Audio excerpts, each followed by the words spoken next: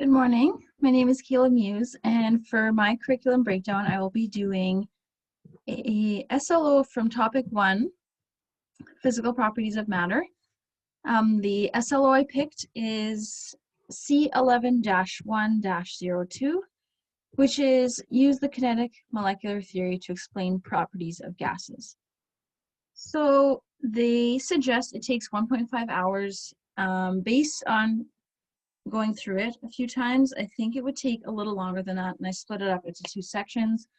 So I did a theory kind of chunk and like the background behind the theory, and then applying it in the next class. I think grasping that theory would take a little bit of time. So that's why I split it up. So entry level knowledge, I think, would be addressed as it says in SLO number 1. So that could be tested in the first part of the unit. So students should know phases and phase changes, which was in grade 7 and 8 when they look into particle theory of matter. So going into this one, we would assume that they have that knowledge from the beginning of the unit. We would be testing that. Teacher's notes, so this would be the things that I would need to know, and what I picked out from this as most important was the postulates of kinetic molecular theory. So this kind of varies based on the website, and it says in here, but the most common were these 5. So a gas is composed of molecules that are separated by average distances that are much greater than the sizes of the molecules themselves. Number 2, the molecules of an ideal gas exert no attractive forces on each other.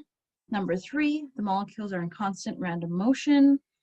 Number 4, collisions are perfectly elastic. So when they collide, the total kinetic energy is conserved. It might change between the 2 molecules, but it's conserved in the whole collision.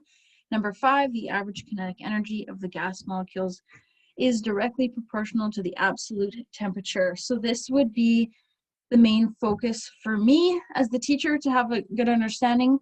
I know a lot of this can be confusing for students, and I know just from being on that other side, it's hard to visualize gas molecules and how they might behave. So we could have kids go into groups and find a way to model this through their based on their understanding, model it in some way.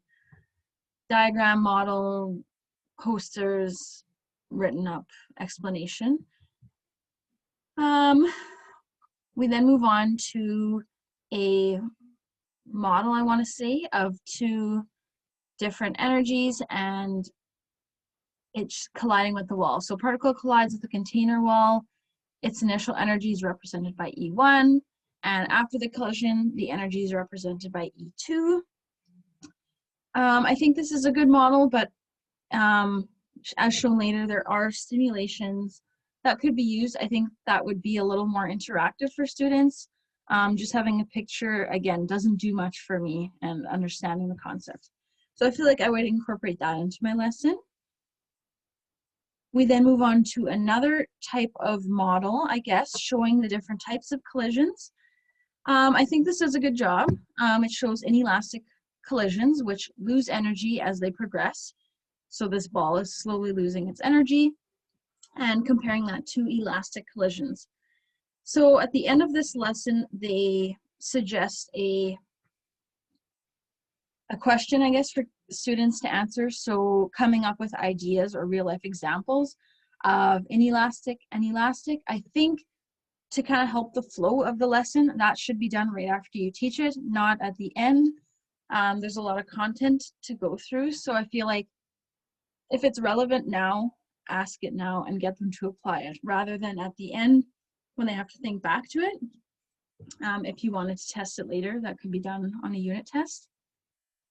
They have a short little blurb here in the center here about intermolecular forces and just discussing it at a general level. I feel like this was a little hard to do at a general level when I looked it up to try and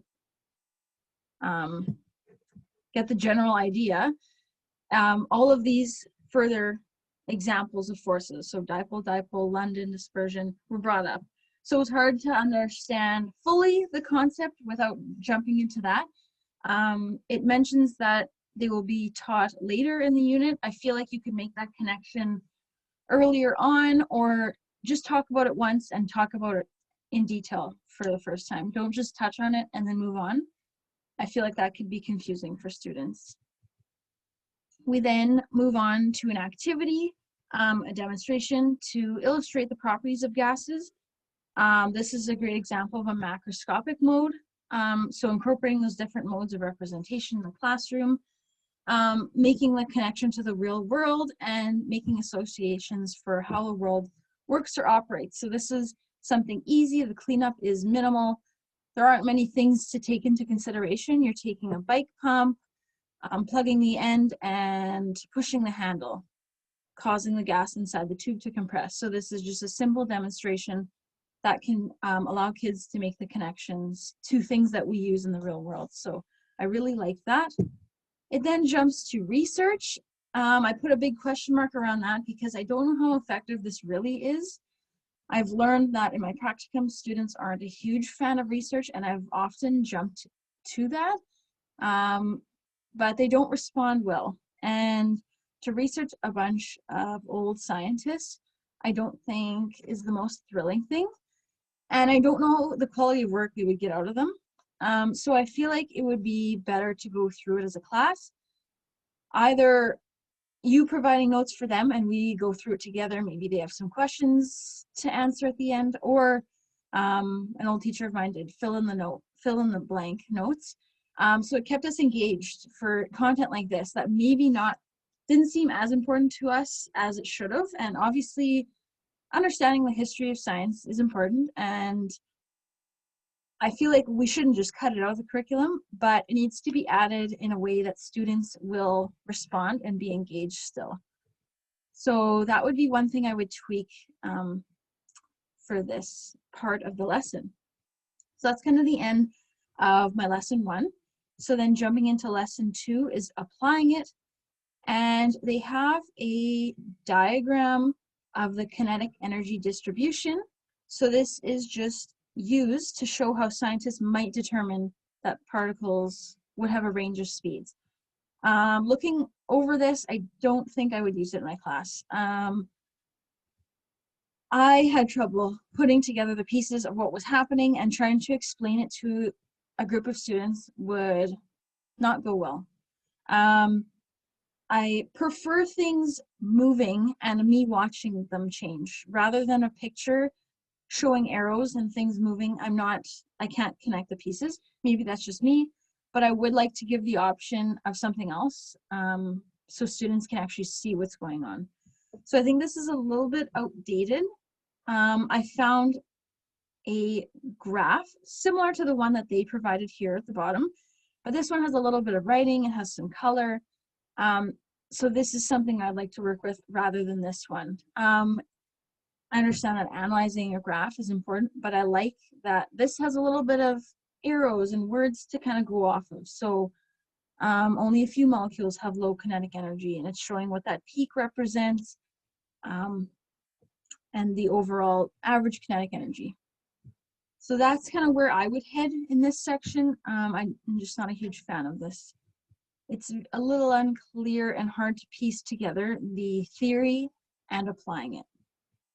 So next we have comparing graphs. I remember this from grade 11, and once you understand the relationship between kinetic energy and temperature, it's all about if you were to change temperature, how would that affect your curve?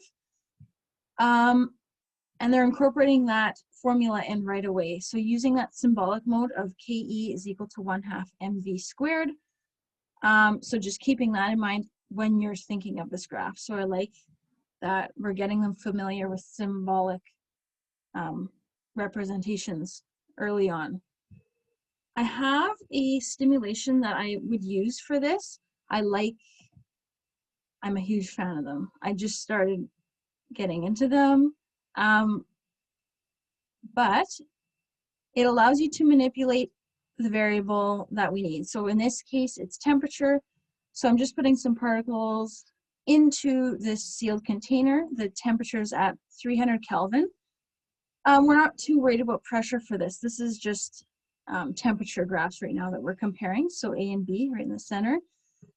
So students can play with this if they wanted to. I like that they have the option to change what they want and kind of get a feel for it.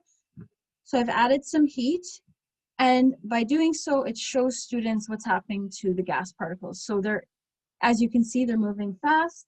Pressure is changing, the temperature is increasing, and they're moving at a very fast speed. Whoa, okay, that's never happened.